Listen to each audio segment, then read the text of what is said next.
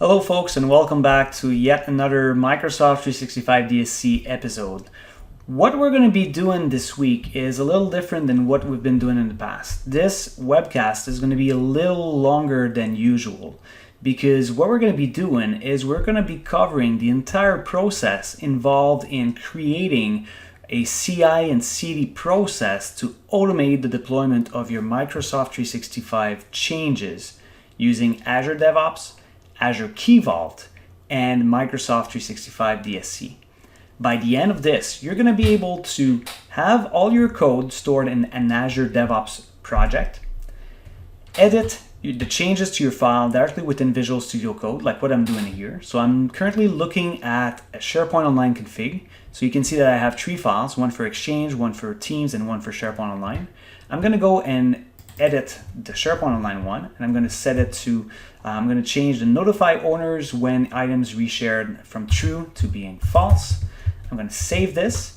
I'm going to push this up to my Azure DevOps environment that's associated with this. So I'm just going to go and make comment of test. I'm going to save this, and then I'm going to go and push it up to my Azure DevOps repo. And what this is going to do now is that because it will detect that there's been a change in my SharePoint Online file, it should trigger a build pipeline. What the build pipeline will do is it will automatically compile my Microsoft 365 DSC configuration that I've just edited. So this one here is automatically going to get compiled into a MOF file using the DevOps pipeline.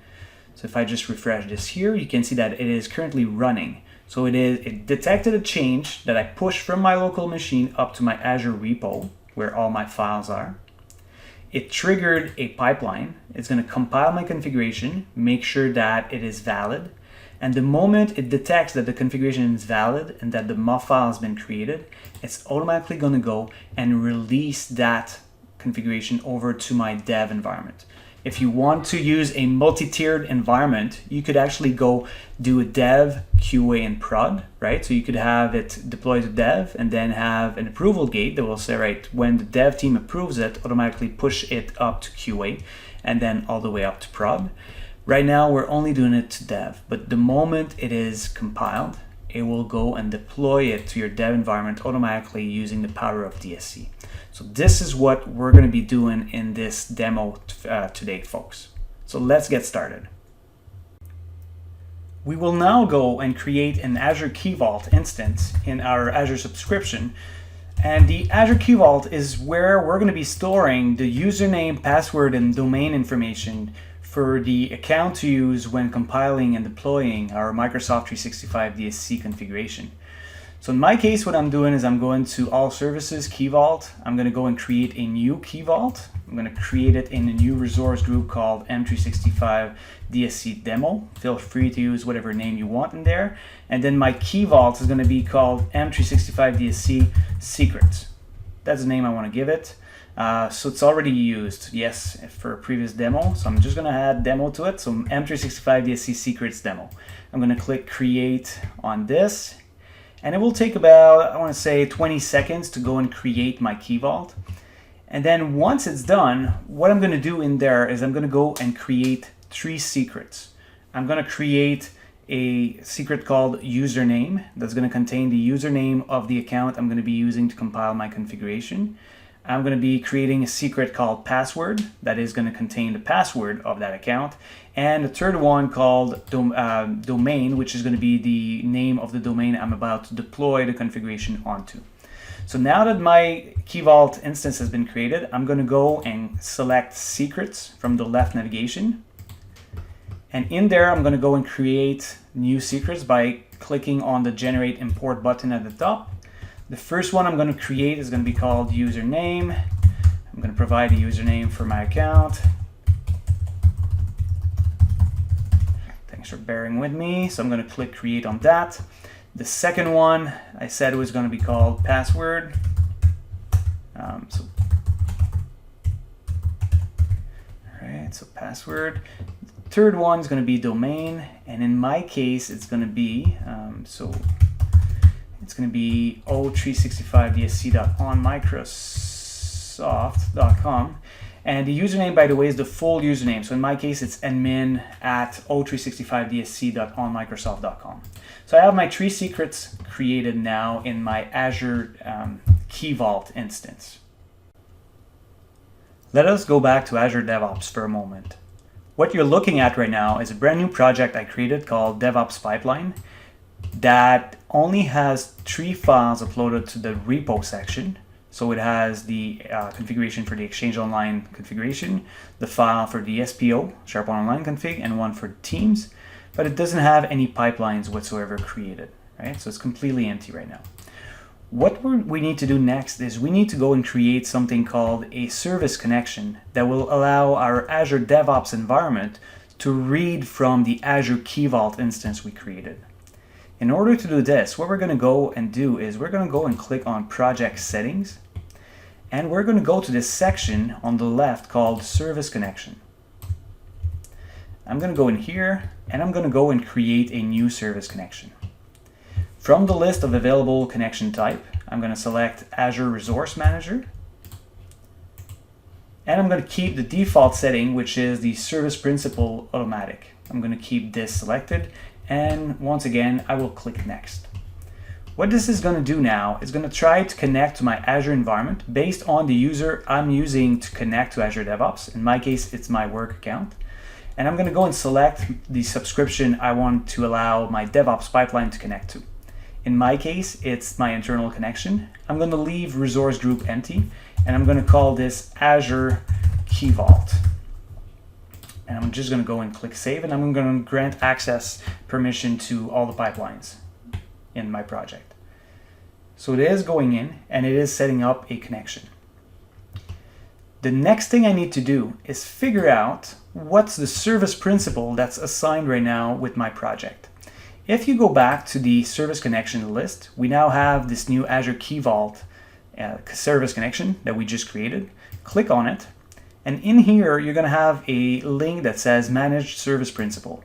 So click on this, connect with your account, and this is going to give you the name of the service principal that has been created for your project. So it should take a few seconds to load.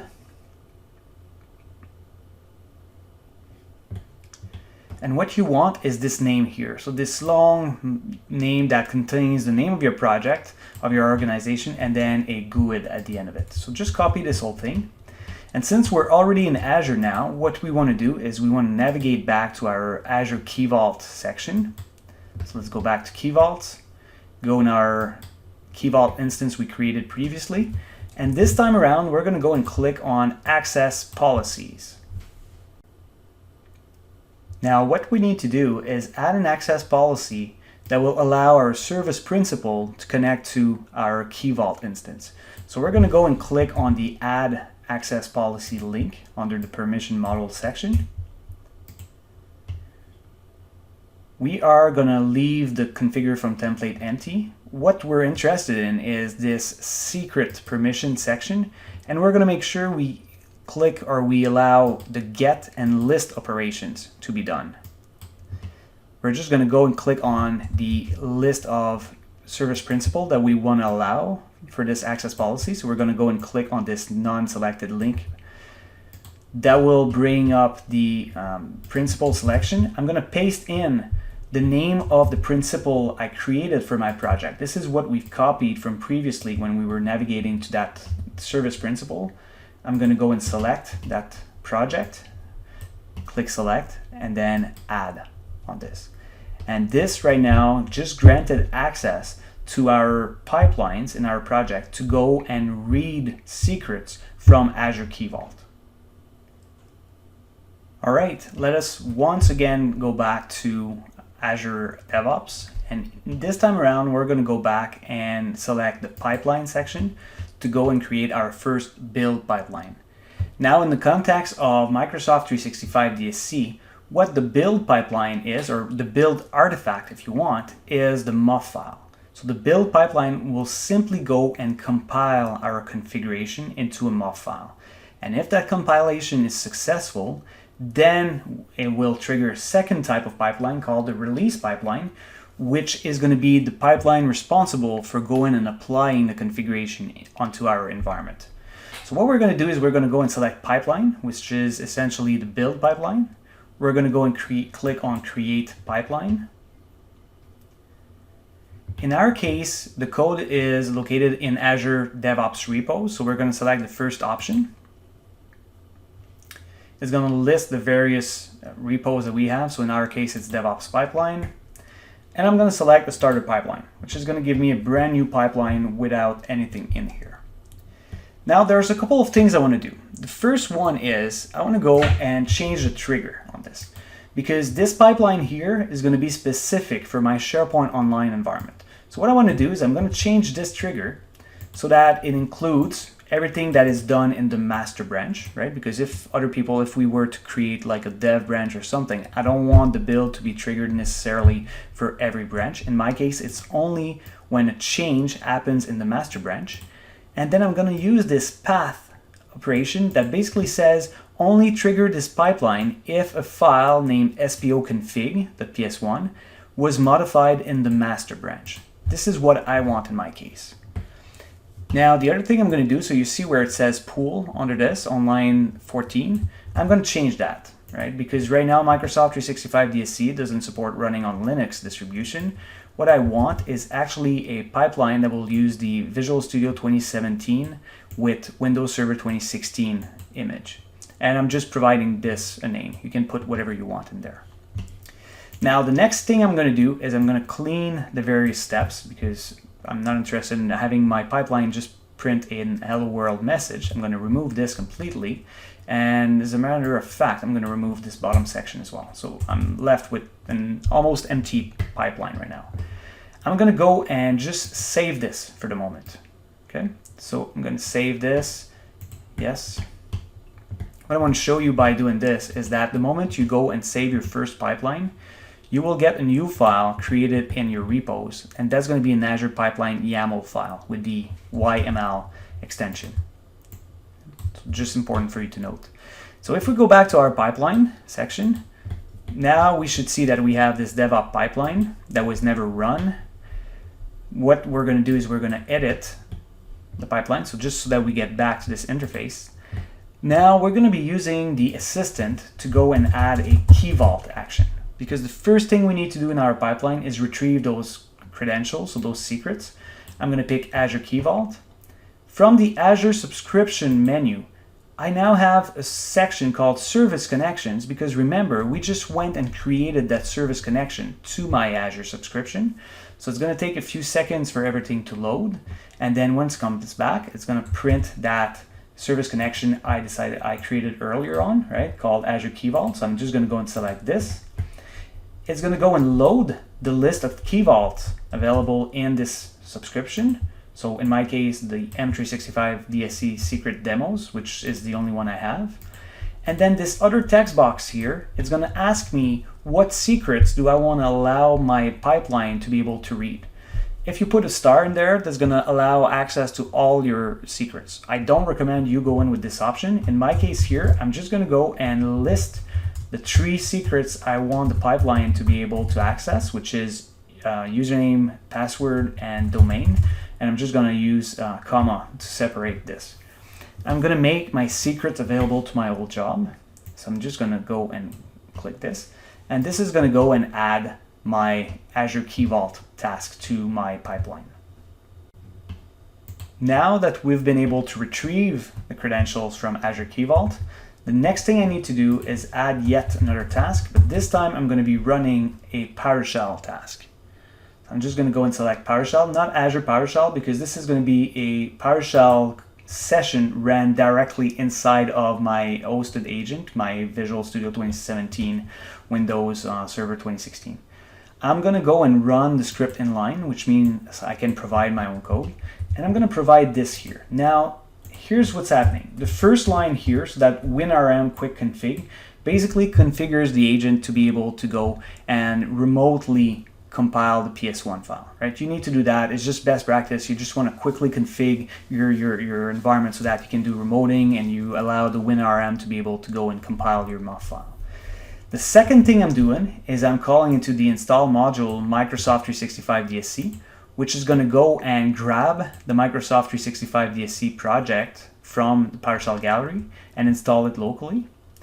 And then the third thing I'm doing is I'm actually compiling this SPO config file of mine, right? That's located in my repos. I'm passing in a property called global admin user, which will use the retrieved username secret from Key Vault. Global admin password will be using the password retrieved from Key Vault, and then domain will be the domain that we retrieved from Key Vault. So I'm going to go in and I'm going to save this, or simply add it, to the actual pipeline. And off I go. I can go and save this pipeline now. I'm going to go click save. And what I want to show you is why I'm actually passing the global admin user, global admin password, and domain. It's simply because this is how my scripts are defined. And to be honest, there's probably a way to simplify this, right? So my script right now accepts these three parameters. It will grab the username credential, and it will create a PS credential object, pass it back to my configuration data. In most cases, you're going to see me in other example automatically obtain the domain based on the username, right? Because most of the time, domain's always going to be that part after the @ sign of whatever user you use. In my case here, I decided to go and have it specified implicitly. Now, we're not yet done with the pipeline. I know I keep bouncing back and forth, but I think it was important for us to understand why we're passing those three parameters in the PowerShell task. So let's go back to our DevOps pipeline. Once again, I'm going to go and click on Edit. There are two additional tasks that we're going to need to go and add to this configuration here, or to this pipeline.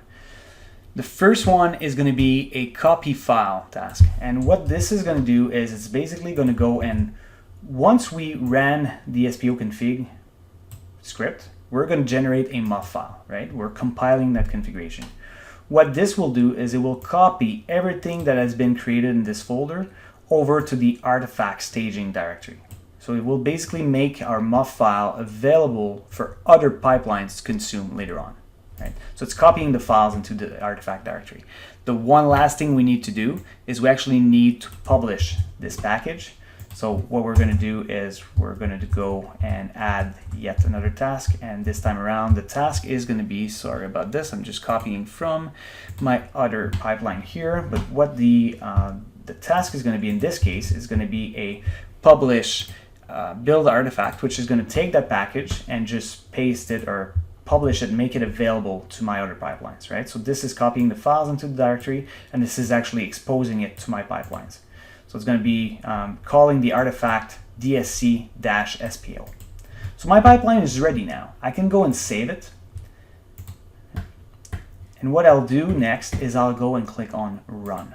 So this will officially trigger a compilation job, so a pipeline that will go and grab the SPO config file from my repo. So this file here, that's going to go and execute it and try to compile it into a MUF file. We will let this run for about a minute or two, and then we'll come back once the job is finished. The pipeline was successful, so our MUF file was compiled properly. The next thing we need to do now is we need to go in and create a release pipeline, which is going to go and apply that configuration, that compiled MUF, onto our environment. So we're going to go to releases, and we're going to go and create a brand new pipeline, a release pipeline this time around. So we click on new release, and then what is going to ask us if we want to start with an existing template or not. We're going to select an empty job. So compared to a build pipeline, right now release pipeline are still using what we call the classic editor. So you can't really go and edit it in YAML directly. So we're just going to leave this as is. We're going to rename our new stage to be dev, right? So this is an example where we're going to have a multi-tier environment where we're going to push the changes to a dev environment first and then to a QA and so on. So in my case, I'm going to go and call this dev. So this is the first stage. And then what I need to do is I actually need to go and add an artifact. So I'm going to go and click on add artifact, and that artifact is going to be that build of my pipeline. So I'm going to select my DevOps pipeline, and it's going to come back and it's going to tell me, all right, so your configuration right now, the artifact is going to be called DevOps pipeline. In my case, I'm just going to rename this here, right? I'm going to rename it to something like SPO compile configuration. Just give it a name that makes a bit more sense. So that's going to be the alias for my artifact. So I'm going to go and click on add for this. Now what I need to do is I need to go in and add some jobs to my dev stage. So I'm going to go and click on the actual task. So this one is going to be called dev. I'm going to go and add a new task to that agent, and that task is going to be yet again a PowerShell task. Right? So again, PowerShell running on the actual VM, not an Azure PowerShell or PowerShell on target machine, but just the classic PowerShell task. I'm going to click add on this, and I'm going to select the task I just added. I'm going to rename this to deploy SPO to dev. And again, I'm going to go and select inline. And this time around is going to look a little different what I'm going to be pasting in. I'm going to go in and do 4 lines. So the first thing I'm doing right now is again configuring the WinRM for my environment, just because I'm using a new agent right now. I'm going to go and install the module because once again this is a new agent and the module has not been installed on that release agent. It was on the build agent, not on the release one. I'm going to go and I'm going to navigate to my repo. So see, this here sounds familiar. This is the alias I gave my artifact. So I'm going to navigate to this folder, and then DSC SPO is the name of the package I published in the build pipeline. Right, so I need to navigate to this folder. If you folks struggle with one thing in the release pipeline, it's most likely going to be this path here. One thing you can do, and that's just a tip, is you can actually go and do something like print just a dir, right? So that it will list the content of your directory. And then in the output, when you run the pipeline, even if it fails, you're going to be able to see, right, what's the content of the directory I'm currently in, and then try to figure out where the files you're looking for are, right? Because it's only executing PowerShell in the back end, and any verbose output from that script is going to be available in the output console. Then the last thing I'm going to do is simply do a start DSC configuration SPO. SPO was the name of the config inside of my file, my SPO config file. I'm just going to do wait verbose and for so that I can capture the actual output. So this is really all I need to do. So I'm going to go in, I'm going to save my pipeline. Okay. One thing, there's an additional thing that I forgot to mention, and it is the trigger for this pipeline. I'm interested in doing CI/CD. Right? So for the continuous deployment or continuous delivery piece, what I need to do is have a continuous deployment trigger. So I'm going to click on this little lightning icon at the top of my artifact. And by selecting this, it's going to ask me, do I want to go and enable continuous deployment? And I'm just going to go and select enable on this pipeline here. And this is actually going to go and deploy automatically my configuration every time there is a new successful build. So every time a MOF file is created, it's going to go and deploy that configuration over to my dev environment. Right? My dev environment, by the way, the way I know what the dev environment is based on the credentials inside of my MOF file. If I was to go and push it to a QA environment, which we're not going to be covering in this demo here, but I would need a different set of credentials, and I would need to compile a different MOF file for my QA environment as well. And one last thing I forgot as well is we want to have some post-deployment conditions, right? So we want to make sure that after it's been deployed, we want to be able to go and have a dev team approve the configuration, make sure that it's valid. So they're going to get an email and they're going to be asked to go and approve the configuration, and that will then complete the pipeline. So I'm going to go in and save this now. We now have all the pieces in place to automate our entire CI/CD pipeline. What I'm going to do is I'm going to go in Visual Studio Code. And in here, what I have is I open the Git repo that I have on my Azure DevOps repo, where I can see the 3 files, right? So the Exchange Online one, the SharePoint Online, and the Teams config one. I'm going to go and I'm going to modify the SharePoint Online config and add some settings regarding sharing settings. I'm just going to call this sharing settings. I'm going to save this. What I want to make sure of is that I am in my dev branch right now, right? By default, you're going to be in that master branch. Make sure you create another branch so that you don't make your changes directly in master. In my case, it's going to be called dev. I'm going to go to the Git or the source control tab. I'm going to provide a comment in there where it's basically added sharing settings. I'm going to commit that, and I'm going to synchronize it back up with my Azure DevOps environment. So at this point here, all I did was update the dev branch. Nothing got triggered, no pipelines whatsoever, because if you remember correctly, what we've actually done in the pipeline here is we've defined our trigger to be on the master branch only. So on the master for the file SPO config. So we've modified SPO config, but we've modified it in the dev branch. Right? So nothing is going to get triggered. If we go to the repo now, go to files, by default we're going to be in that master branch. So just change that to be dev. And you're going to see that your SPO config file has just been updated.